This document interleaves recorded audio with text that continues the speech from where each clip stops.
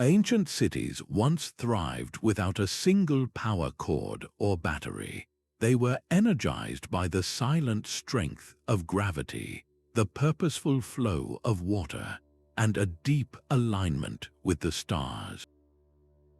These are the forgotten engineering systems that powered entire civilizations, technologies so advanced they challenge our modern assumptions. Today, we will uncover 25 of these lost marvels. By the end of this journey, you will see human history through an entirely new lens, discovering sustainable solutions hidden in the past. How did ancient builders move mountains of earth with only simple tools? What secret knowledge allowed them to create ice in the middle of the desert? This exploration reveals a sophistication we are only beginning to understand. What do you believe is the most important lesson we have forgotten from our ancestors hidden beneath the sun-scorched earth of Persia? Lay a solution to desert survival, a masterpiece of hydro-engineering known as the Qanat. This was not merely a tunnel, but a carefully calculated subterranean river, born from a single deep mother well tapped into a distant mountain aquifer. From this source, a gently sloping channel was carved, descending just enough to let gravity do all the work, guiding water for dozens of kilometers across the barren landscape. Vertical shafts were sunk at regular intervals, not for drawing water, but for the vital tasks of clearing silt and allowing air to circulate, ensuring the entire system breathed and remained functional for centuries. The true genius of this design was its sustainability. By flowing underground, the precious water was shielded from the relentless desert sun, eliminating the massive evaporation that would have doomed surface canals. This hidden network transformed arid plains into lush gardens, allowing cities to flourish where none should have existed. How did ancient surveyors without lasers or levels achieve such a perfect, consistent grade over such vast, invisible distances? Their profound understanding of the land itself, of how water seeks its own level, speaks of a harmony with nature that we are only now rediscovering. In places like Garamantes, these ancient veins of water have sustained life for almost 3,000 years, a silent, enduring testament to an engineering philosophy that worked with the earth, not against it. This mastery of moving water seamlessly connects to another hydraulic marvel, one that did not just channel water, but used its power to move the earth itself. Far to the south, in the rain-starved deserts of Peru, the earth itself is carved with mysterious spirals. These are not the vast geoglyphs of the Nazca plains, but the openings to an even more ingenious creation, the Puquios. This was a vast, hidden circulatory system built by the Nazca culture, a labyrinth of underground aqueducts that conquered one of the driest climates on Earth for over 1,500 years. The system was deceptively simple in its components, yet brilliant in its function. Deep horizontal tunnels called filtration galleries were carefully dug to tap directly into the underground water table. From these life-giving channels, vertical shafts were sunk upward to the desert floor. But these were not simple holes, they were majestic, spiraling constructions known as ojos or eyes. Their unique coiled shape was not merely for aesthetic or religious reasons. It served a critical engineering purpose. The design funneled the wind, creating a pressure differential that actually helped pull air through the tunnels and push the water along its path. These ojos also provided vital access for generations of workers to descend and clear the tunnels of silt and debris, ensuring the water never stopped flowing. How did the Nazca, without modern geology or drilling equipment, map these hidden subterranean rivers with such stunning accuracy? They read the landscape like a book, understanding the subtle signs of water deep below the surface. This reliable water source did more than just quench thirst, it built a civilization. With their survival secured, the Nazca people could dedicate immense labor and resources to their colossal surface projects, including the very geoglyphs that make them famous today. The Puquios stand as a powerful lesson in sustainable living, a testament to working in concert with the environment rather than forcing it to submit. This mastery of water on a grand scale finds a stunning parallel in the classical world, where Roman ambition transformed entire landscapes with concrete and sheer will. The Romans did not merely carry water, they commanded it. Their iconic aqueducts, those magnificent arched sentinels stretching toward the horizon, were just the visible arteries of a far more ambitious hydraulic network. Beyond quenching the thirst of 1 million citizens in Rome, this engineering mastery was harnessed for an entirely different purpose: industrial conquest. In the mineral-rich hills of Spain, the Romans executed one of the most audacious mining operations in history. They deployed aqueducts not to supply cities, but to attack mountains themselves. This was hydraulic mining, a brutal and brilliant process known as hushing. Vast networks of channels captured mountain water, funneling it into immense reservoirs built high above the mining sites. With a signal, sluice gates would open, unleashing a calculated deluge. This wall of water would crash down the slopes, scouring away entire hillsides of soil and soft rock to expose the precious gold-bearing ore beneath. The landscape at places like Los Medulas in Spain was forever transformed, sculpted into surreal, jagged red formations that stand as a stark monument to Roman industrial might. But the process did not end with the blast. The resulting slurry of mud and debris was then channeled into a cascading series of settling tanks. Here, the heavier gold particles would sink and be captured, while the waste material flowed onward. This was resource extraction on a scale that feels almost modern. How did they manage the colossal environmental and social cost of literally moving mountains? It speaks to a civilization with immense organizational power and a clear priority: the relentless pursuit of resources, regardless of the scar left upon the earth. This forgotten system reveals an industrial capability we rarely grant to the ancient world, a testament to their ability to reshape geography itself with nothing but gravity and sheer ambition. That same power of water, when directed with precision rather than force, could achieve a different kind of miracle, one found in the high deserts of another continent. Descending into a stepwell is like entering an inverted palace, a realm where architecture bows to the will of water. These are the Baolis of India, monumental structures carved deep into the earth, where breathtakingly ornate staircases cascade down to the water table. Far more than simple wells, they were sophisticated water harvesting systems engineered for survival in a land of intense monsoons and punishing dry seasons. Their entire design was a brilliant response to nature's rhythm. The vast stepped corridors captured the torrential rains, channeling them into deep, protected reservoirs. As the long dry months dragged on and the water level gradually fell, the steps ensured that the life-giving resource remained accessible, step by step, all the way to the bottom. This was utility perfected, but it was also something far greater. The walls of these subterranean cathedrals are adorned with intricate carvings of gods, goddesses, and mythological scenes. Cool, shaded pavilions and galleries were built into the sides, offering travelers and entire communities a refuge from the blistering heat above. The Rani Kai Vav in Gujarat is the ultimate expression of this philosophy, a 7-story inverted temple with over 500 principal sculptures.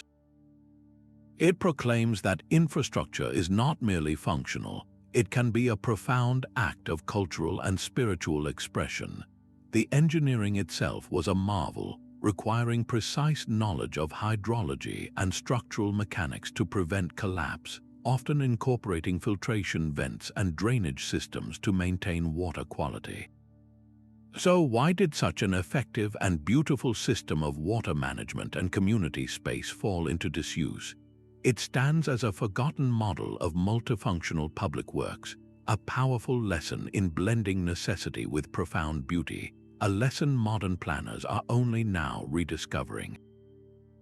This masterful fusion of environment and empire finds a starkly different, yet equally brilliant, expression across the ocean, where another civilization engineered a landscape to feed millions.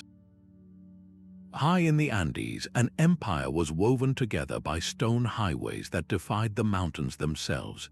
This was the Qanat, a 40,000-kilometer web of roads, bridges, and way stations that connected a territory stretching from modern Colombia to Chile. But this network was more than just a path for imperial messengers and marching armies. It was the vital circulatory system for an agricultural revolution happening on the very slopes the roads traversed. The true partners to these stone paths were the Andes, the vast agricultural terraces that transformed near vertical mountainsides into fertile, cascading farms. These were not simple stacked gardens. Each terrace was a masterwork of geoengineering. Builders constructed deep foundations for the stone retaining walls, layered the soil with gravel for perfect drainage, and imported specific soil compositions to create ideal growing conditions. This intricate design prevented catastrophic erosion and retained precious moisture, effectively creating a staircase of stable, productive microclimates up the face of the Andes. How did they manage such precision across an entire mountain range without a written language or the wheel?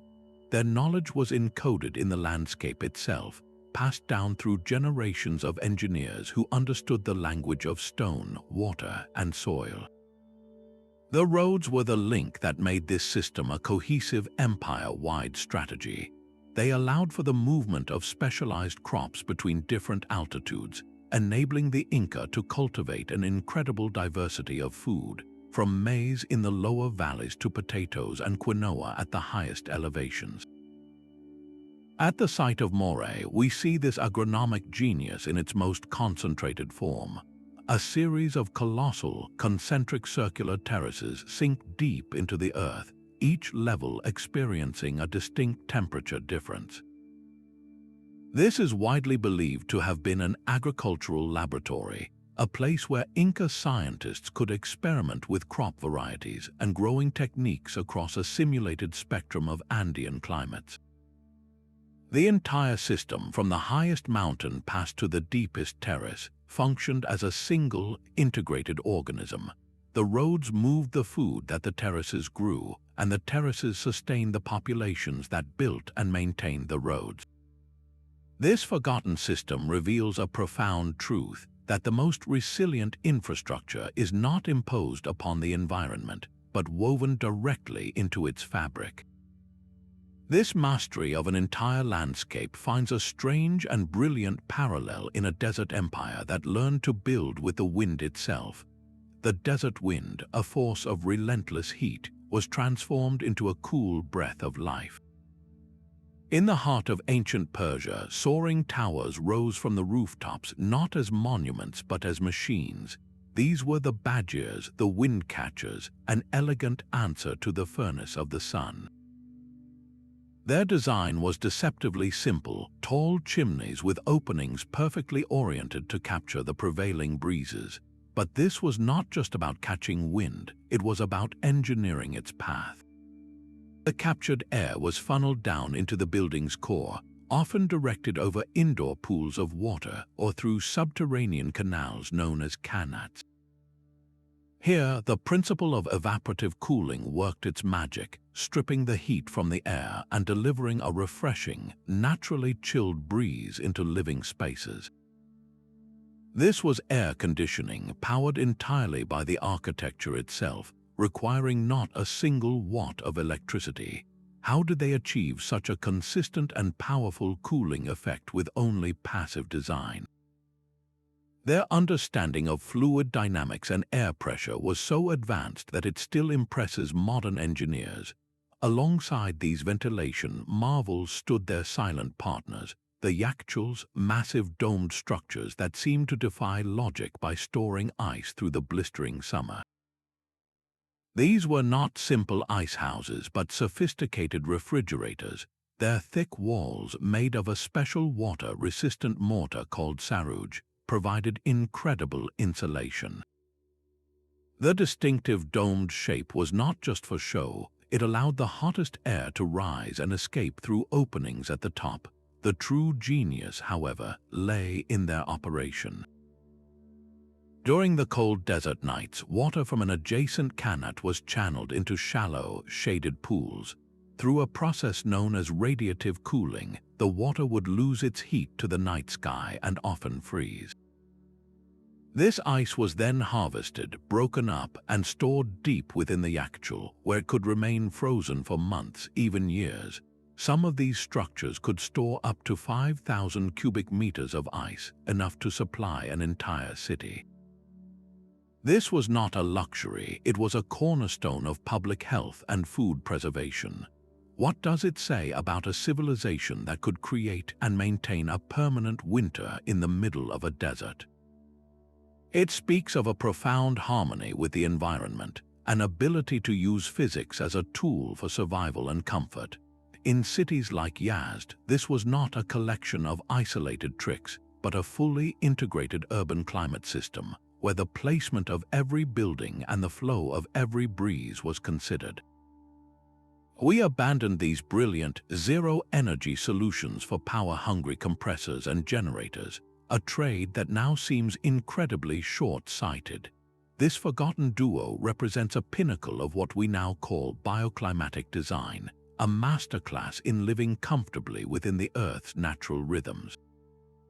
That same power to command a natural force for a dramatic purpose would be harnessed on a different battlefield where the goal was not comfort but conquest. Amidst the chaos of a naval battle, a Byzantine warship turns and a terrifying spectacle unfolds. A roaring jet of liquid fire, tinged with green, arcs across the water. It clings to the enemy ships, burning even on the waves, a weapon that could not be quenched and whose very sight shattered morale. This was Greek fire, the ultimate naval superweapon of its age, and it was far more than a secret chemical formula. It was an integrated engineering system, a masterpiece of military technology that secured Byzantine naval supremacy for centuries. The terror was delivered by a sophisticated apparatus mounted on the prows of their Droman galleys. Historians believe it involved a large, sealed bronze tank where the mysterious mixture was heated. This created pressure, forcing the liquid through a pump and out of a swiveling, heat-resistant bronze tube, operated by a crewman protected behind a flame-resistant shield. This allowed them to aim the devastating stream with shocking accuracy, even in rough seas. The true genius and the enduring mystery lies in the substance itself. What was in it, we still do not know for certain. The recipe was such a closely guarded state secret that it died with the empire.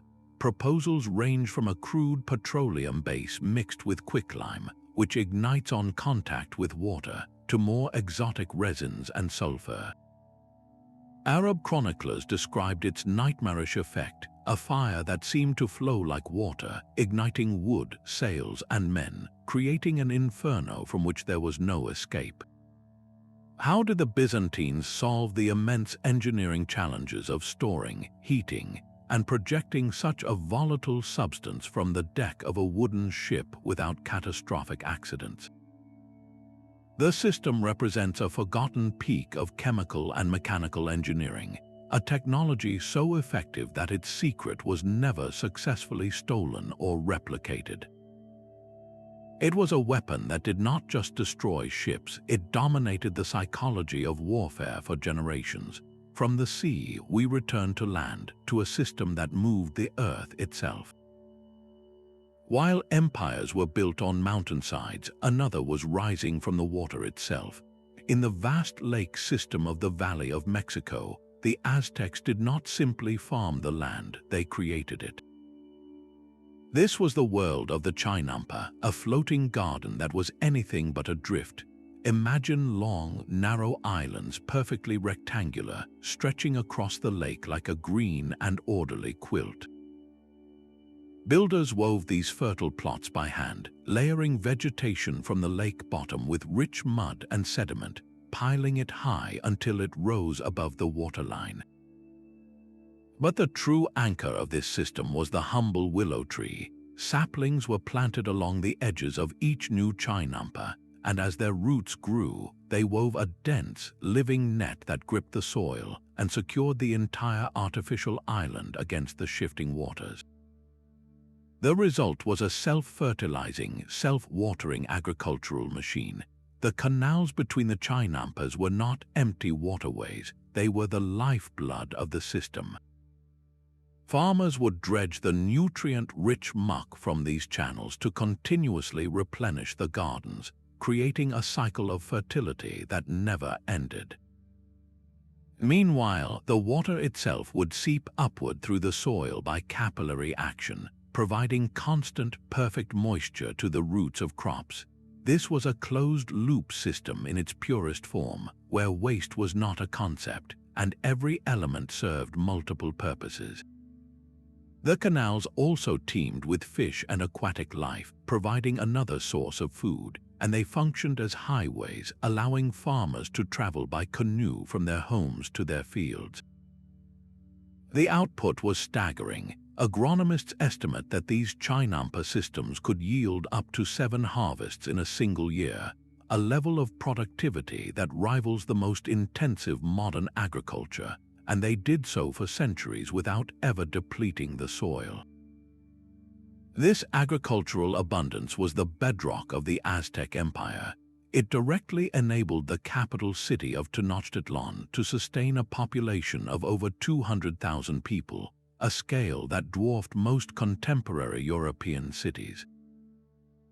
How did the Aztecs manage the immense hydrological coordination required to maintain the delicate salt and freshwater balance across thousands of these plots? It required a society with a deep, generational understanding of water chemistry, soil science, and civil engineering. Meanwhile, across the rugged highlands of Mesoamerica, another civilization was solving the same problem of food production with a different, yet equally brilliant, approach. At sites like Monte Albon, the Zapotec people carved entire mountains into steps of plenty. Their vast terracing systems used complex stone retaining walls and intricate drainage channels to prevent erosion and capture every drop of precious rainwater. These were not just walls, they were tools for creating microclimates, turning sun-baked slopes into a cascade of productive niches for different crops.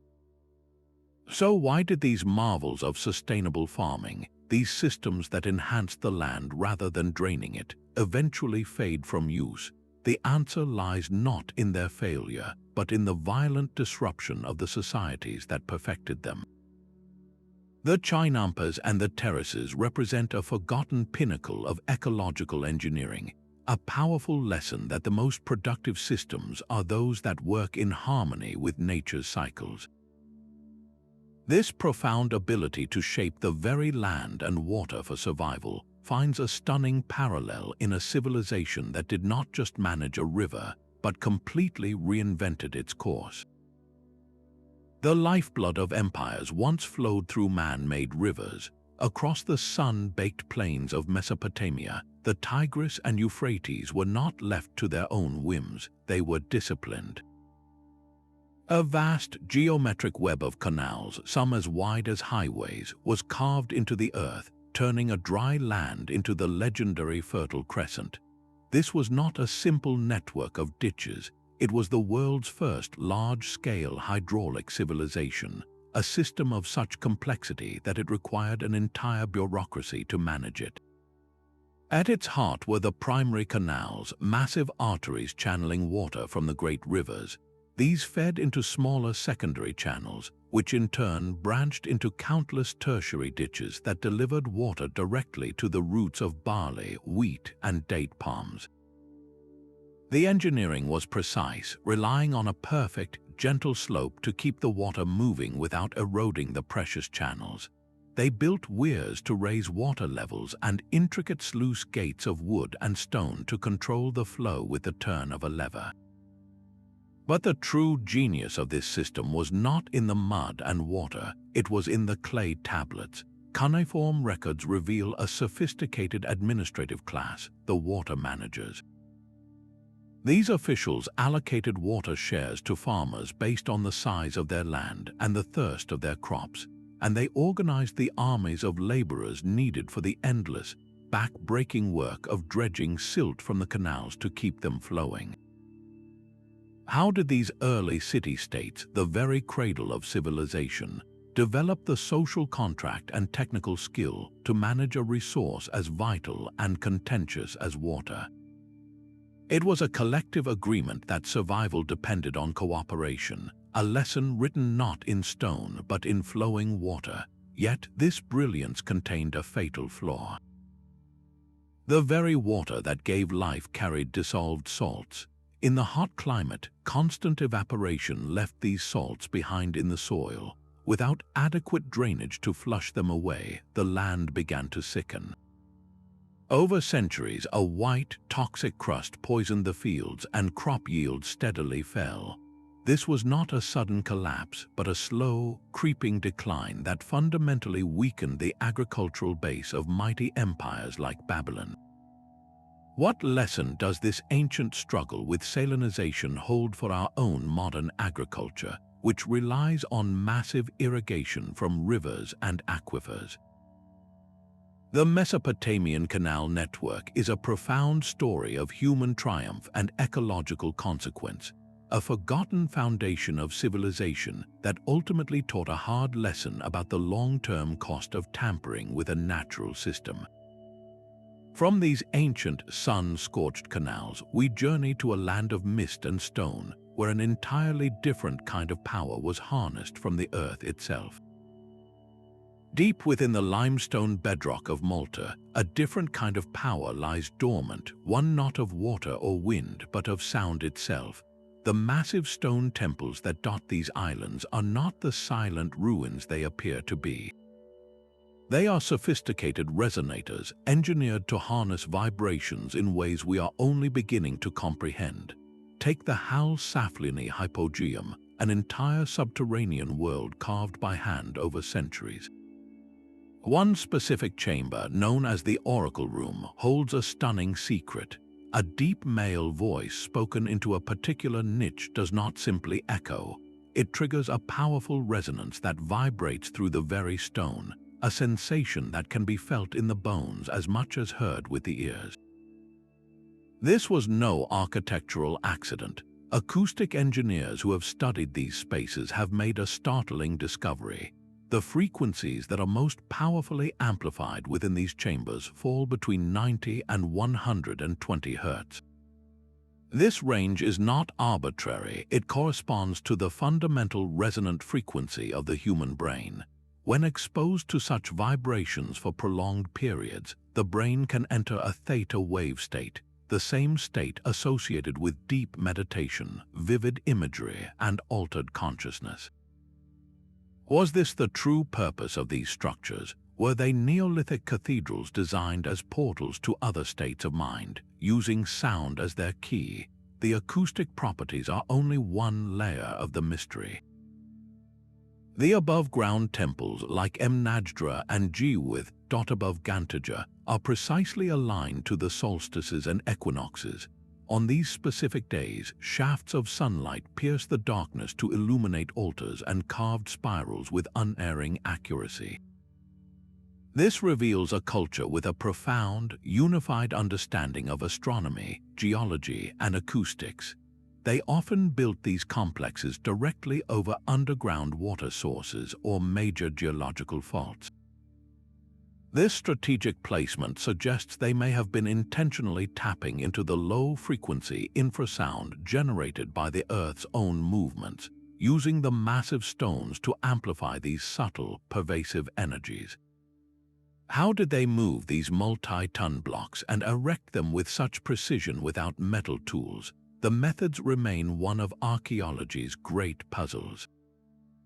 Some researchers speculate that they may have used more than just ropes and rollers, perhaps employing acoustic levitation, using specific sound frequencies to reduce the effective weight of the stones, a technique now lost to time. The temples of Malta represent a forgotten system of psychoacoustic engineering, a technology that blurred the line between the physical and the spiritual, using the power of sound and stone to directly influence human perception. This mastery of an intangible force finds a stark contrast in our next system, which channeled raw power for a very different industrial purpose. While the temples of Malta harnessed unseen energies, another island civilization was perfecting the flow of something far more tangible.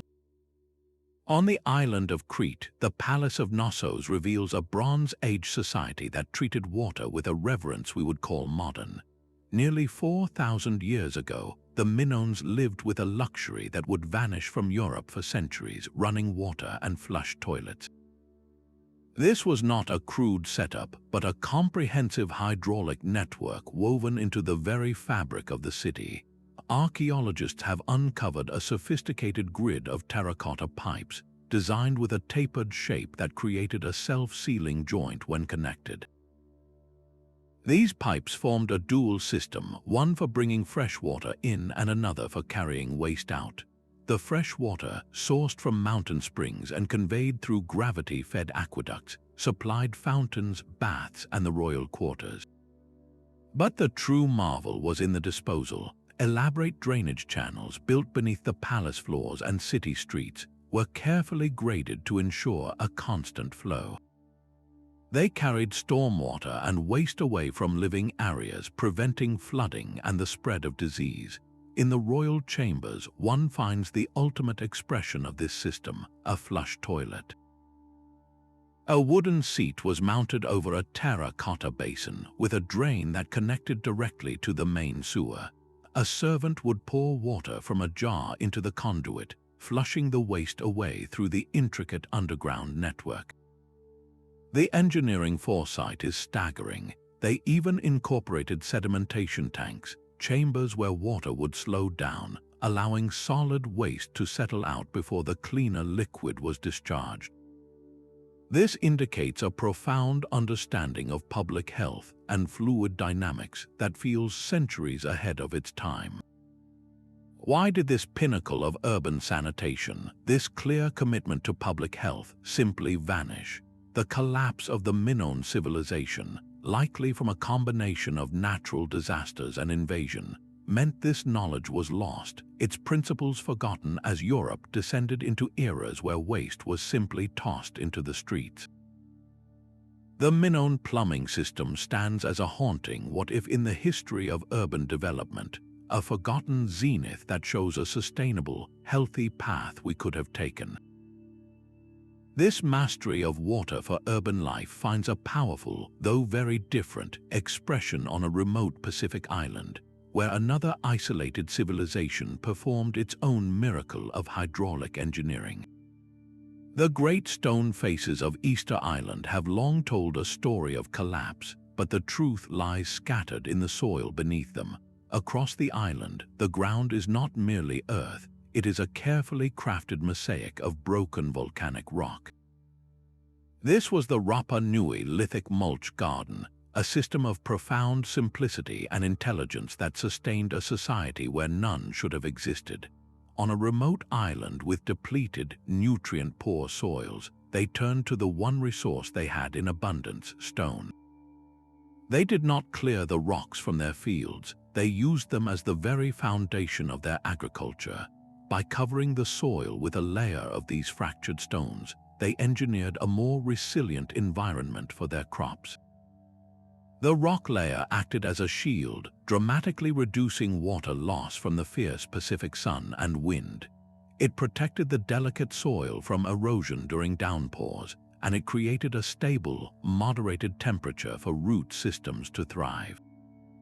But the true genius was a slow geological process.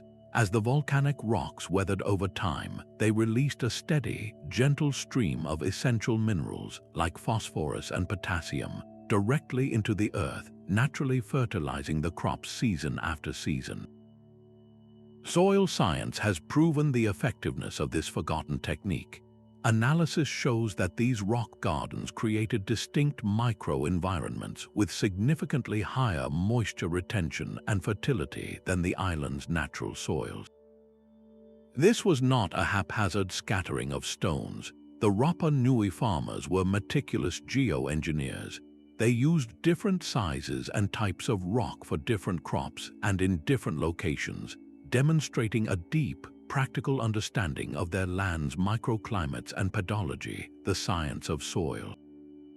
In these rock-strewn fields, they cultivated the staples of their survival: sweet potato, taro, and sugarcane. This system of sustainable intensification challenges the doom-laden narrative of a people who foolishly destroyed their world. Instead, it reveals a culture of brilliant adaptation, one that likely supported a larger and more complex population than we once believed. How did they discover that breaking rocks could make the earth more fruitful? It speaks to generations of careful observation and experimentation, a testament to human ingenuity in the face of extreme environmental limitation. The Lithic mulch gardens are a powerful, forgotten lesson in working with the elements you have, not just the ones you wish for. This mastery of stone for sustenance finds a staggering parallel in a civilization that used rock not to nurture life, but to move mountains of it. Deep in the Mesoamerican rainforest, the Maya confronted a paradox of water, a land of drowning rains followed by months of searing drought. Their answer was to re-sculpt the very earth beneath their feet, creating a landscape of interconnected stone and water.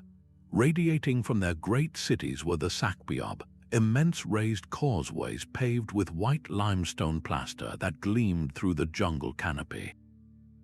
These were not mere paths for processions and trade. They formed the rigid skeleton of a living hydraulic system.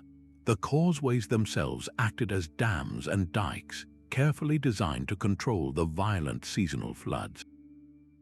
During the deluges, they would channel and contain the overflow, diverting the life-giving water into vast, strategically placed reservoirs.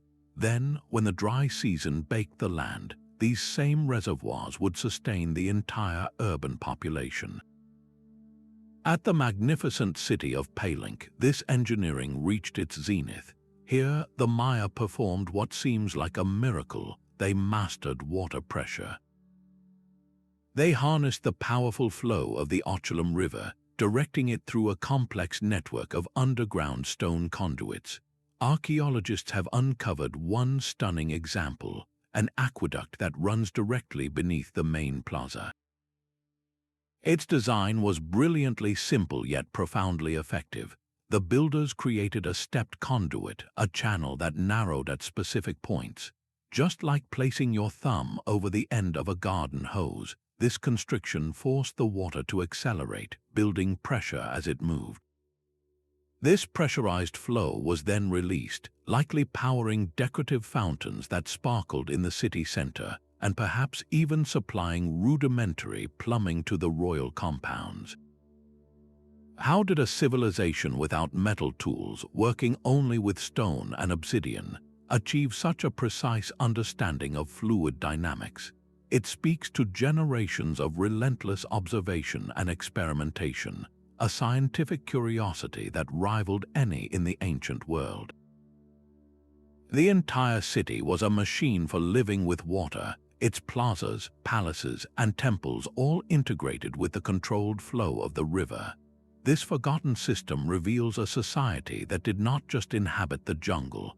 It negotiated with it, creating a resilient, self-regulating infrastructure that turned a volatile environment into a sustained home.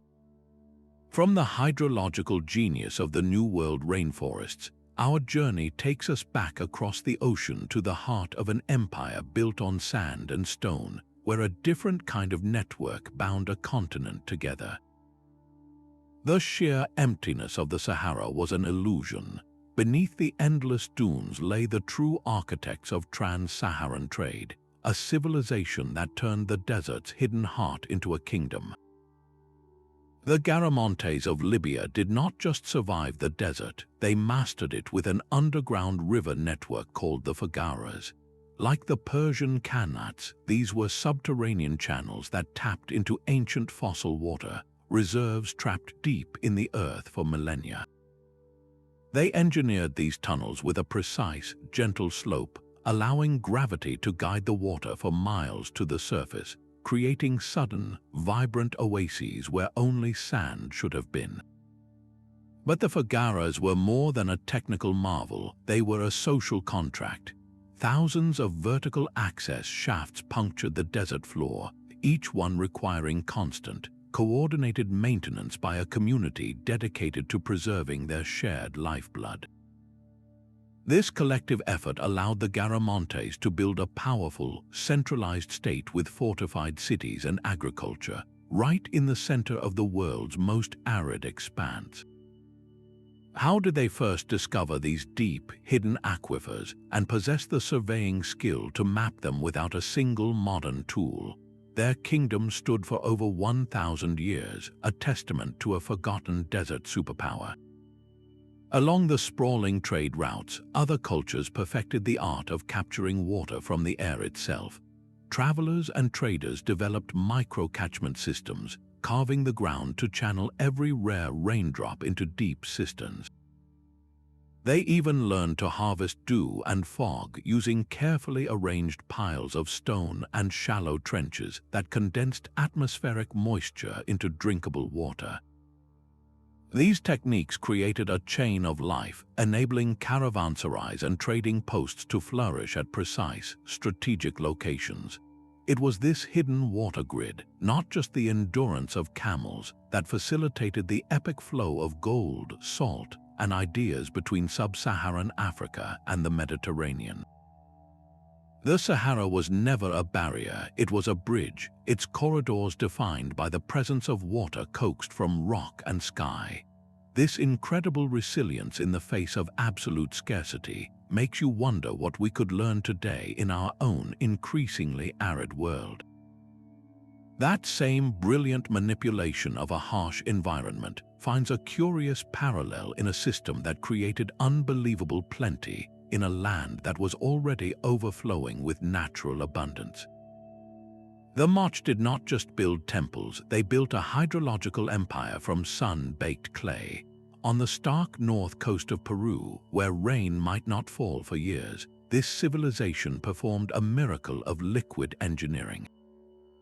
Their world was defined by a paradox, a desert cut through by rivers flowing from the Andes. The Mulch became masters of capturing this fleeting resource, constructing vast networks of canals that snaked through the valleys, some stretching for over 100 kilometers. These were not simple ditches, but precisely graded channels that used gravity to pull water from the riverbeds and distribute it across an otherwise barren landscape. Their ambition is etched into the terrain itself, most spectacularly at the Aqueduct. This was no humble water channel, but a monumental bridge of adobe, a colossal structure that carried life-giving water high across a deep gorge, a testament to their refusal to be limited by the geography. This hydraulic web transformed dry valleys into lush, productive fields of maize, beans, and squash. This agricultural surplus was the engine of their society. It fed the laborers who raised the colossal adobe pyramids of the Huaca del Sol and the Huaca de la Luna.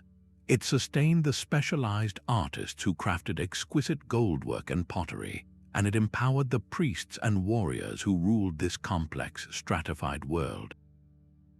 Yet, the Mulch understood that water was more than just a physical necessity. It was a spiritual force. their ceremonial centers were integrated with this hydraulic mindset. Plazas were designed with intricate drains to channel ritual liquids, perhaps water mixed with the blood of sacrifices, creating a symbolic cycle where the sacred and the practical flowed together. How did these independent city-states coordinate the maintenance and governance of such an extensive, shared resource without a centralized empire? It suggests a powerful cultural consensus, a shared understanding that their survival was literally tied to the flow of water through their collective hands. This profound achievement, however, contained a fatal vulnerability. Their entire civilization was built around a delicate hydrological balance, and the climate held a weapon they could not engineer against. Around 600 AD, evidence points to a catastrophic mega El Niño event. The Pacific Ocean warmed, unleashing torrential rains that swelled the rivers into uncontrollable monsters. Their carefully built canals and aqueducts were likely scoured away by biblical floods. This was followed by the other side of the climatic coin, a prolonged and crushing drought. The system that had given them life was overwhelmed, then left barren. This dual catastrophe appears to have shattered the Mulch's social and political foundation, leading to their eventual decline. Their story is a haunting lesson from the past. It demonstrates how the very engineering that enables a civilization to flourish can also create a dependency so profound that when the climate shifts, the entire structure can come undone. The Mulch hydraulic systems are a forgotten epic of water management, a story of how human ingenuity can build a world, and how the forces of nature can, in the end, still write its final chapter. This mastery of water in a challenging environment finds a powerful echo in the highlands of Africa, where a system built a city of stone. Rising from the highveld of southern Africa, the stone walls of Great Zimbabwe curve in harmony with the land itself. This was not a fortress isolated from nature, but a city engineered as an extension of the watershed.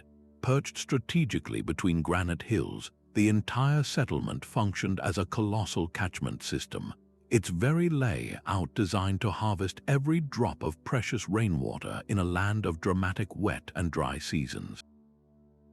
The massive, mortarless walls, built with such precision that stones fit perfectly without any binding agent, were far more than symbols of royal power or defensive barriers.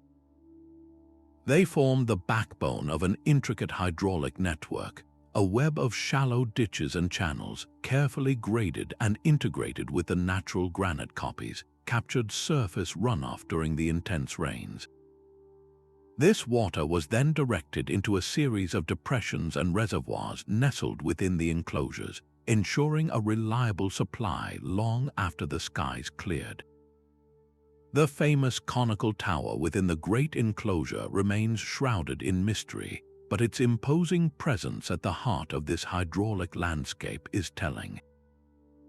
While some see a granary or a religious symbol, its solid, drain-like construction and strategic placement suggest a role in the water management scheme, perhaps as a central collection point or a structure that helped regulate pressure and flow within the system. The builders further enhanced this natural engineering by constructing terraces across the slopes.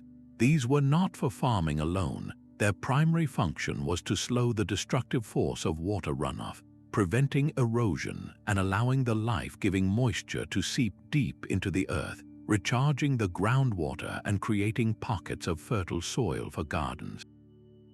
This sustained the large urban population and, crucially, the vast herds of cattle that were the true measure of wealth and power for the Kingdom of Zimbabwe. The entire city was a living, breathing organism tied to the rhythm of water. The dry stone walls themselves created unique microclimates, their porous structure allowing air to circulate and water to evaporate slowly, cooling the interiors and managing humidity. So what does this reveal about the kingdom's rulers? Their authority was not just proclaimed by the height of their walls, but by their demonstrable ability to command the most vital resource, to provide water for people and cattle through the long, arid months. The engineering of Great Zimbabwe is a forgotten African tradition of the highest order, where monumental architecture and environmental intelligence were one and the same, a seamless fusion of power and practicality that turned a seasonal climate into a sustained empire. This profound connection between stone, water, and human ambition finds a different expression in a system that looked not to the earth, but to the sky for its power. The silent army of Qanats stands in perfect, unnerving ranks. Across the Breton countryside, over 3,000 granite sentinels march in kilometer-long lines, a terrestrial engineering project so immense it seems to defy its own era. This was far more than a simple collection of stones. It was a landscape deliberately rewired, a colossal act of geomantic engineering whose true purpose hums just below the threshold of our understanding. While many theories point to astronomical calendars or ritual processions, a more profound possibility emerges from the very ground they stand upon. The builders did not fight the terrain, they listened to it. The alignments meticulously follow the natural contours and subtle energy lines of the land, a practice akin to earth acupuncture. By placing these specific granite stones, known for their conductive crystalline properties, at precise nodes, they may have been attempting to channel and modulate telluric currents, the faint electrical flows that course through the Earth's crust. This was not superstition, it was applied geophysics. The goal might have been to influence the local microclimate, to enhance the fertility of the soil by balancing these subterranean energies, turning the entire region into a more vibrant, life-sustaining engine. Consider the sheer scale of the social organization required. Moving and erecting each multi-ton menhir demanded a deep, communal understanding of leverage, transport, and geology. This was a society that could read the land like a blueprint, selecting the right stones and positioning them with an intention we can barely perceive. The visible alignments are only the surface layer of a much deeper system. The entire region is a network of related earthworks, burial mounds known as tumuli and chambered tombs called dolmens, all strategically placed to interact with the same invisible forces. Some researchers, venturing into more speculative territory, propose the stones could have functioned as a massive seismic sensor array, their arrangement sensitive to the subtle vibrations of distant earthquakes. Others suggest the parallel rows acted as a giant acoustic lens, designed to capture and amplify low-frequency sound for long-distance communication or to induce specific states of consciousness during ceremonies. What profound knowledge of landscape ecology and terrestrial energy did these Neolithic builders possess that we, with all our instruments, are still struggling to decode? The Qanat alignments represent a forgotten system of large-scale environmental manipulation, a silent dialogue between humanity and the living earth whose final words are lost to time. From the mysteries of Europe, we turn to a system whose purpose is clear, but whose scale is staggering. Stone and water merged into a single, sprawling metropolis across the Cambodian jungle. Angkor was far more than a collection of temples. It was the heart of a hydraulic city, the most extensive pre-industrial water management system ever conceived. The iconic spires of Angkor Wat rose not from a wilderness, but from the center of a meticulously engineered landscape designed to conquer a brutal climate of monsoon and drought. The Khmer Empire's genius lay in its ability to tame the Tonle Sap Basin, constructing a colossal network of reservoirs, canals, and embankments that transformed seasonal deluges into a year-round lifeline. At the core of this system were the barrays, immense artificial reservoirs that defy belief even today. The West Barray, for instance, is an artificial lake measuring 8 kilometers long and 2.5 kilometers wide. its earthen dikes containing a volume of water that could rival a natural lake. This was not dug by simple labor, but by a society with a profound, almost intuitive understanding of hydrology and topography. A complex web of feeder canals, carefully graded, filled these barrays during the monsoon, creating a strategic water bank for the long, rainless months. This stored water was then released through a controlled network to support intensive rice agriculture across a vast area, an agricultural engine that fed a population approaching 1 million people. But the water's purpose was even more profound. The massive stone temples like Angkor Wat and the Bayon are incredibly heavy structures built on unstable, flood-prone ground. The surrounding moats and reservoirs were not just for ceremony or defense. They likely functioned as a city-wide stabilization system. By maintaining a consistent water level in the surrounding soil, these hydraulic features acted as a permanent counterbalance, preventing the temples from sinking or shifting with the annual cycle of flooding and subsidence. The true scale of this achievement has only recently come into focus. LiDAR technology, which scans the ground through the dense forest canopy, has revealed an urban grid of staggering complexity. It shows a precisely planned landscape of canals, roads, and household ponds covering over 1,000 square kilometers, a low-density metropolis woven directly into the fabric of the water system. Every home, every street was part of this grand hydrological design. So how did the Khmer engineers, without satellites or computer models, plan and maintain such a colossal, precise network for centuries? Their success was a testament to a deep, generational observation of the land and an immense, coordinated social effort. Yet, this very success contained the seeds of its vulnerability. The system's eventual decline is linked to a perfect storm of challenges, a shift in monsoon patterns combined with the possible overexploitation of the landscape.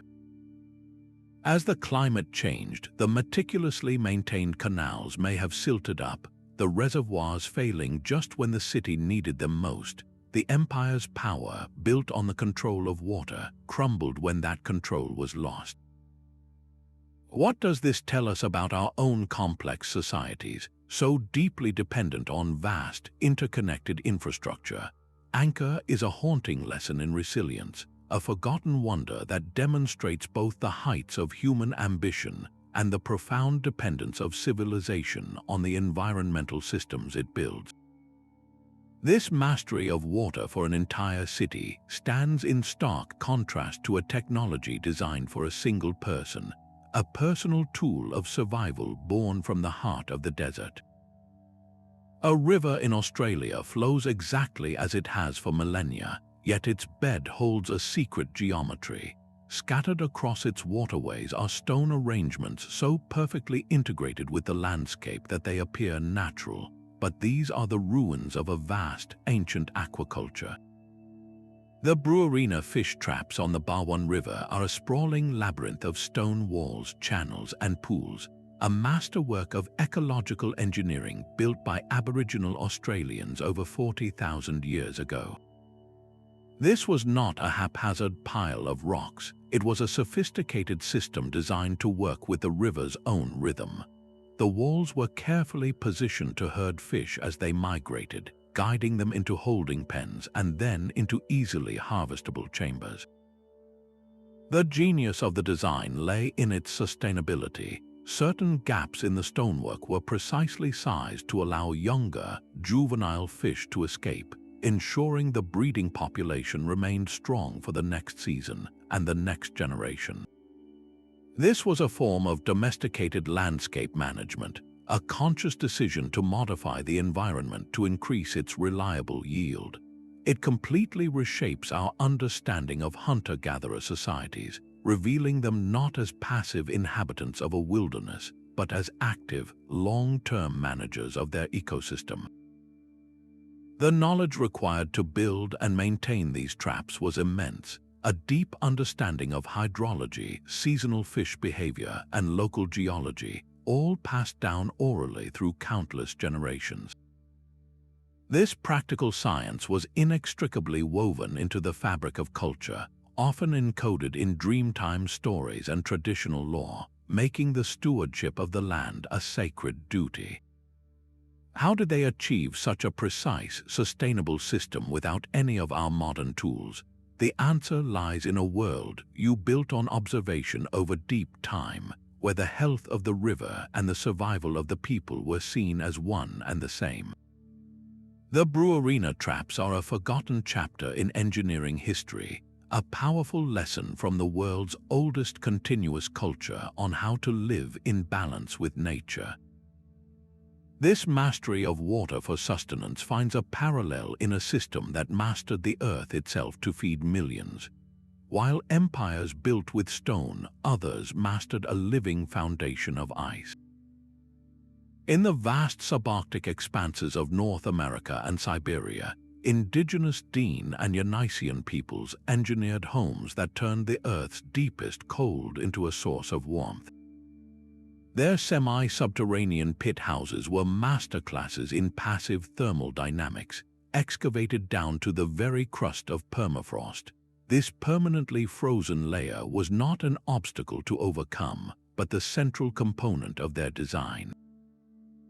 A sturdy superstructure of wood, sod, and animal skins would cap the excavated pit, creating a dwelling that felt deceptively simple from the outside. Inside, the genius unfolded. During the short, surprisingly warm summers, the permafrost walls acted as a natural cooling system, keeping the interior comfortable. But the true test came with the brutal winter. A central hearth would radiate heat, and the thick earthen walls and insulating sod roof would trap this warmth, creating a stable, habitable environment while temperatures outside plunged to lethal extremes. The permafrost foundation also served as a natural, reliable refrigerator, preserving vital food stores throughout the year.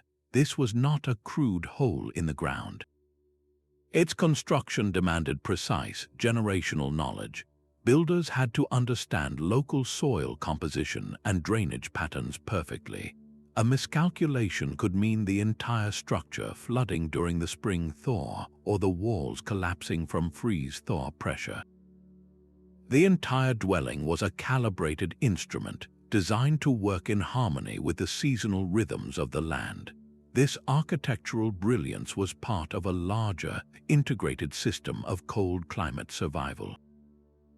It existed alongside expertly tailored clothing from caribou hide, ingenious snow goggles carved from wood or antler to prevent blindness, and sophisticated ice fishing techniques. Some pit house villages grew into large, complex settlements, challenging the notion that hunter-gatherers in these latitudes were purely nomadic. They reveal a society capable of sustained communal life in one of the planet's most demanding environments. How did these cultures first discover that digging into the frozen earth could create a sanctuary from the cold? Their success stands as a powerful testament to human ingenuity, a forgotten model of how to build a resilient life not by fighting nature, but by understanding and embracing its most fundamental forces. This mastery of shelter in a frozen world finds a dramatic contrast in a structure designed not for enduring the elements, but for escaping them entirely. Perched high in the alcoves of Mesa Verde, entire villages seem to grow directly from the cliff face. These were not just shelters, but the pinnacle of high desert survival engineering, built by the ancestral Pueblones. The stunning architecture of Cliff Palace and similar dwellings was merely the visible shell of a far more critical system, a relentless and ingenious campaign to capture, conserve, and control every single drop of water. In an environment where rain was fickle and ephemeral, they turned the entire mesa into a sophisticated water harvesting machine. On the flat tops above their homes, they constructed elaborate networks of check dams, small stone barriers that slowed the torrential runoff from summer thunderstorms. This gave the precious water time to soak into the ground, replenishing the aquifers within the porous sandstone. They then channeled what remained into reservoirs and cisterns meticulously carved into the bedrock of the alcoves themselves. The very location of a dwelling was a calculated hydrological decision. They built where natural seeps and springs wept from the sandstone layers, and then they enhanced these gifts. With carefully placed diversion walls and collection basins, they coaxed more water from the rock, ensuring a steady, reliable trickle even in dry times. This captured water was the lifeblood of their agriculture. They channeled it to terraced gardens built on the narrow ledges and slopes below their homes, creating micro-farms that bloomed in the desert air. Their technology extended to the very vessels they used. Their pottery was not just art, it was a component of the hydraulic system. They crafted highly efficient canteens for transport and large, sealed storage jars that kept water safe and cool for long periods. The architecture itself was a passive climate controller. The massive rock overhangs provided deep shade during the scorching summer, while the stone walls absorbed the low winter sun's heat, releasing it slowly through the cold nights. This integrated approach, where every element from a pot to a palace wall served multiple purposes, allowed them to flourish for centuries. They developed a complex society with sophisticated astronomy, vibrant art, and far-reaching trade networks, all from the heart of an arid canyon. So why did they eventually walk away from these spectacular stone cities? The answer appears written in the rings of ancient trees and the silent cisterns. A prolonged and severe drought, a climatic shift that lasted for decades, likely pushed their brilliant water systems beyond their limits. The seeps may have dried up, the rains become too scarce to fill the reservoirs. Their story is a powerful, forgotten lesson in sustainable living, a testament to how a society can master its environment for generations, yet still remain vulnerable to the larger, unpredictable forces of the planet. This mastery of a harsh landscape finds a parallel in a culture that mastered the trackless ocean, where navigation itself was a precise engineering science. The Pacific Ocean was not a void to Polynesian navigators, but a dense text written in waves, stars, and wind. They embarked on voyages spanning thousands of miles across open water, navigating with a precision that rivaled any instrument, using an engineered mental system known as wayfinding. This was a sophisticated science of environmental observation, a cognitive map refined and passed down through generations. At its core was the star compass, a mental construct of the celestial sphere. Navigators memorized the precise rising and setting points of hundreds of stars, using them as fixed directional beacons. As one star would dip below the horizon, another would rise to take its place, creating a continuous, shifting celestial roadmap across the night sky. But their guidance did not end when the sun rose. They learned to read the ocean swells, the deep, resonant waves generated by distant weather systems. A master navigator could feel the subtle shift as a swell reflected off an unseen island dozens of miles away, sensing the land long before it was visible. They decoded the flight patterns of homing seabirds, whose evening journeys pointed toward land. They observed the specific cloud formations that gathered over volcanic islands and noted the change in water color and temperature that signaled a change in current or the approach of a distant atoll. This entire system of knowledge was integrated with a masterpiece of marine engineering, the double-hulled voyaging canoe. These massive vessels, lashed together with complex cordage, were marvels of stability and cargo capacity, capable of sustaining a community for weeks on the open ocean. They were the physical vehicles that carried the cognitive map across the sea. How was this immense, nuanced body of knowledge preserved without a single written manual? It was encoded in chants, stories, and complex oral traditions. and rigorously taught through years of apprenticeship. The recent revival of these practices, with modern voyagers successfully navigating ancient routes using only these traditional methods, speaks to the profound resilience and accuracy of this indigenous science. It stands as a forgotten system of cognitive engineering, a testament to the human capacity to see profound order in the natural world. Our next system decoded a different kind of pattern, one not written in the sea, but carved into the living rock of a mountainside. While Rome and Knossos would later develop their own water systems, the Indus Valley civilization had already perfected urban sanitation over 4,000 years ago.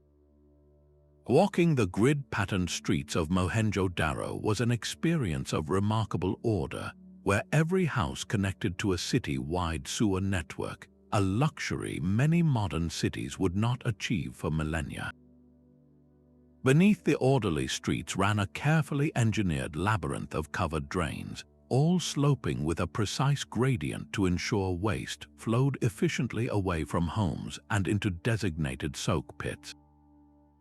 This was not a haphazard effort, but a master-planned public health initiative. Most residences enjoyed the convenience of private bathrooms with waste chutes that fed directly into this subterranean network, while manholes provided access for regular cleaning and maintenance.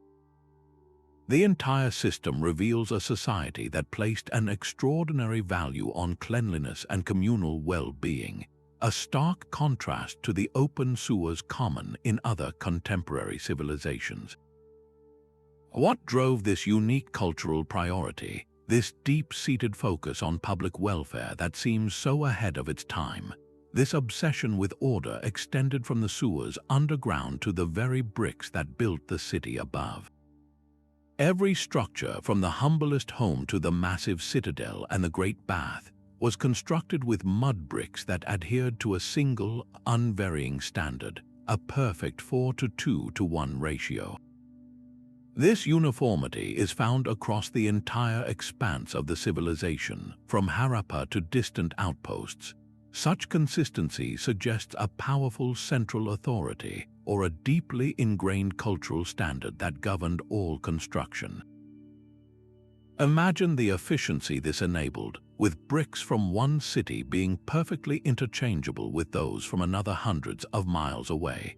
It points to a level of economic and administrative integration that is staggering for the Bronze Age. They even engineered their cesspits to allow for waste separation, hinting at a possible understanding of recycling nutrients for agriculture. Yet, for all their sophistication, their script remains a tantalizing mystery, and their civilization eventually faded, leaving behind this model of hygienic, systematic urbanism that the world would largely forget. Why did this brilliant, welfare-focused blueprint for city life not become the dominant model for human civilization? It stands as a forgotten alternative path, a testament to a society that chose collective health and order as its founding principles. This mastery of information through systematic order finds a stunning contrast high in the Andes, where an empire recorded its world not with standardized bricks but with a language of knots.